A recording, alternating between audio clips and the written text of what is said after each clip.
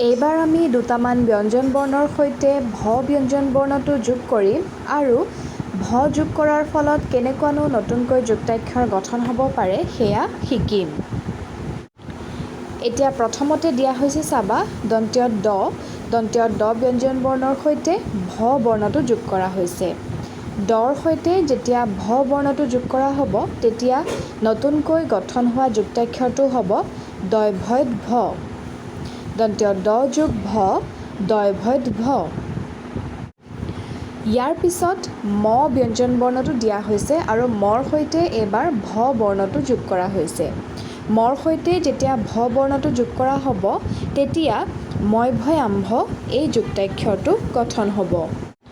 দন্ত্য ড যোগ ভ দৈভ্যত ভ, ম যোগ ভ মৈভয়াম্ভ।